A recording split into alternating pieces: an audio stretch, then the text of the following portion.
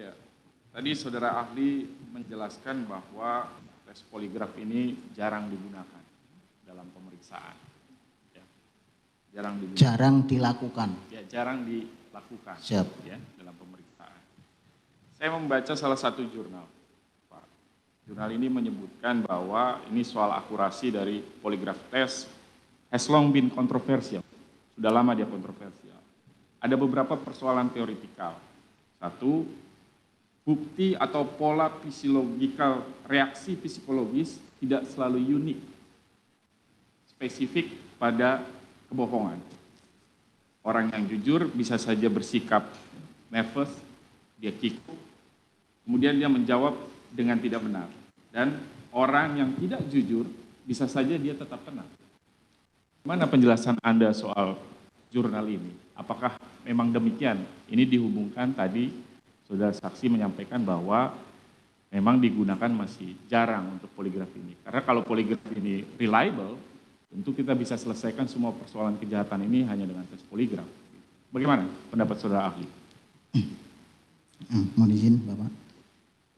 Berkaitan dengan kondisi psikologis seseorang yang dituangkan dalam bentuk grogi dan ini seperti yang saya sampaikan tadi di awal kepada Yang Mulia, pemeriksaan poligraf ini ada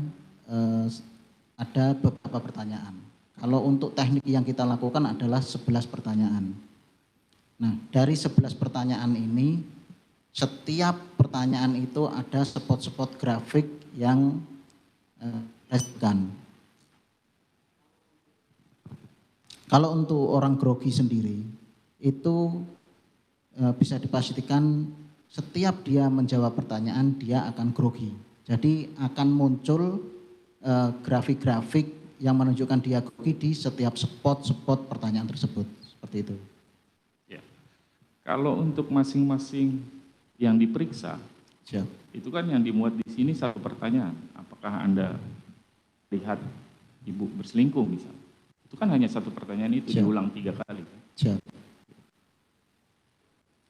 Nah, kalau untuk... Jadi kalau di pertanyaan itu kemudian orang nervous, bagaimana menilainya? Kan itu cuma satu pertanyaan untuk masing-masing terperiksa. Yang diperiksa. Seperti yang saya sampaikan tadi, orang nervous biasa muncul akan tiap spot. Di setiap spot pertanyaan. Jadi tidak hanya di pertanyaan relevan dan di pertanyaan kontrolnya saja. Seperti itu. Baik. Jadi kalau soal kontroversi dalam penggunaan dalam secara psikologis berdasarkan jurnal ini, pendapat ahli bagaimana? Setiap ilmu pasti ada kontroversi. Gitu ya. Baik. Kami lanjut. Saudara ahli, untuk melakukan tes poligraf, apakah dengan persetujuan dari mereka yang menjalani pemeriksaan poligraf? Diperlukan ya? Siap. Apakah ada keadaan-keadaan yang mempersyaratkan secara khusus bahwa mereka harus dalam keadaan yang tenang, paham betul apa yang ditanyakan, paham konteks pemeriksaan?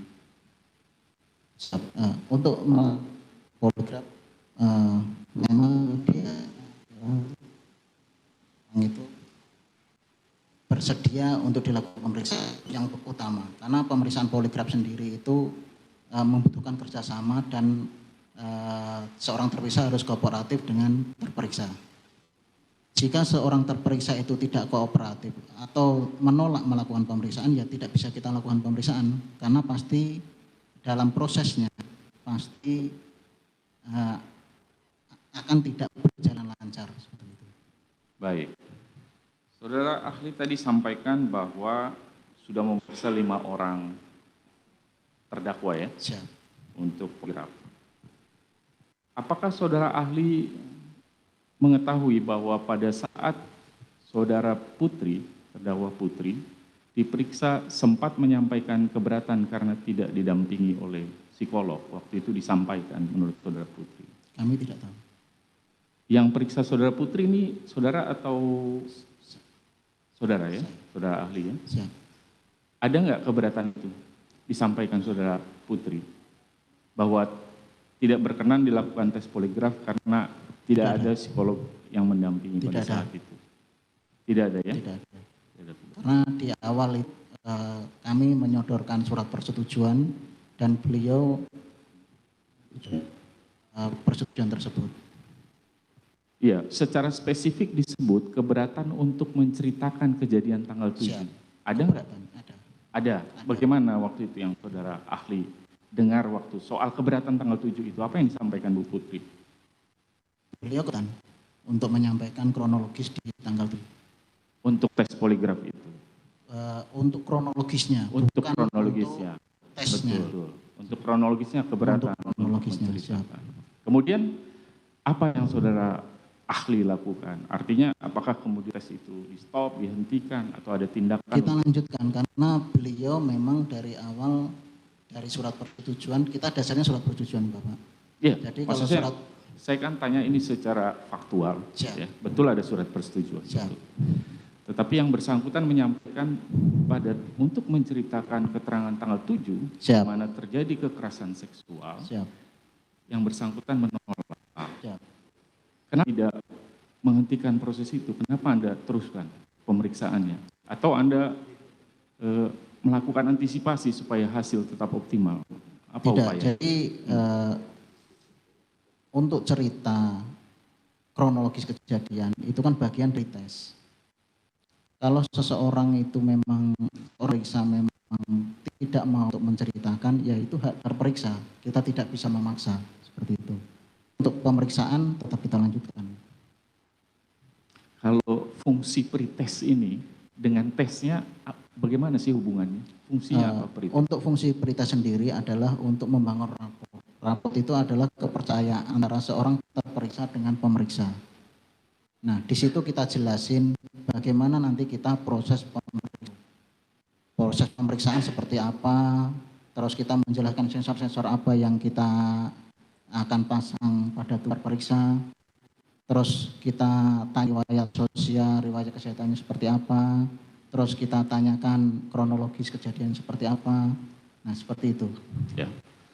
Untuk dilakukan tes poligraf itu tadi di awal sebenarnya sudah disinggung. Yang diperiksa harus ada kepercayaan. Siap. Terhadap tes itu baru bisa optimal dilakukan. Betul ya? Siap. Saudara ahli.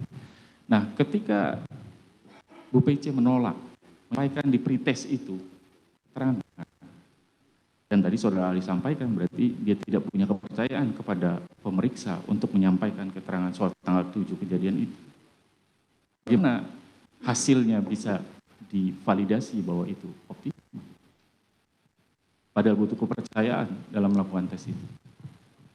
Kami tidak tahu apakah beliau percaya sama kita atau tidak. Jadi untuk menentukan seseorang itu ya untuk dilakukan pemeriksaan ada namanya tes angka. Nah, di situ kita lihat grafiknya seperti apa, apakah seseorang ini memang layak untuk dilakukan pemeriksaan ataukah tidak. Kalau memang tidak layak, tidak kita lanjutkan. Jadi kalau informasi tadi soal penilaian tadi, penolakan cerita ke tanggal 7 itu diberi angka berapa? Gimana Pak? Kan tadi Anda bilang, saudara ahli bilang bahwa layak atau tidaknya kita tentukan dengan angka juga. Siap. Jadi variabel yang tadi disampaikan bahwa saudara Putri dia tidak mau menyampaikan tanggal 7, soal tanggal 7 dalam pretest itu dikasih angka berapa? Itu tidak masuk ke tahapan pemeriksaan. Jadi pretest ini hanya sebagai tahapan awal untuk untuk memberikan pemahaman kepada seorang pemeriksa bagaimana nanti jalannya suatu pemeriksaan. Ya, maksudnya kan begini, ini kan yang mau ditanyakan kan, perselingkuhan itu ditanyakan untuk tanggal 7 atau tanggal yang lain ya? Yang saudara tanyakan untuk tes itu? Perselingkuhan di tanggal ini. 7 kan? Tanggal 7. Siap. Nah, itu maksud saya. Kalau peristiwa tanggal 7 yang pertanyaannya adalah perselingkuhan, tapi di dalam pretestnya yang bersangkutan tidak mau menjelaskan karena tidak percaya atau tidak mau memang memberikan informasi. Tadi dalam hubungannya bahwa tes graf butuh kepercayaan, itu indikasi bahwa yang bersangkutan tidak meyakini proses itu dan mungkin tidak mau.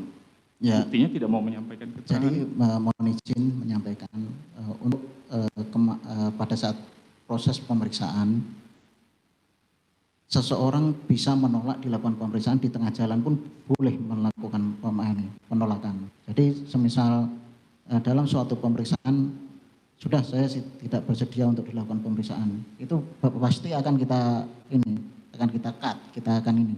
Tapi untuk yang kemarin kebetulan Ibu Putri masih kooperatif, jadi kita lanjutkan pemeriksaan.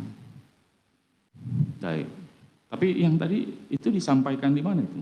Di soal dia boleh stop di tengah? Di SOP-nya kita pemeriksaan. Ya. SOP ya?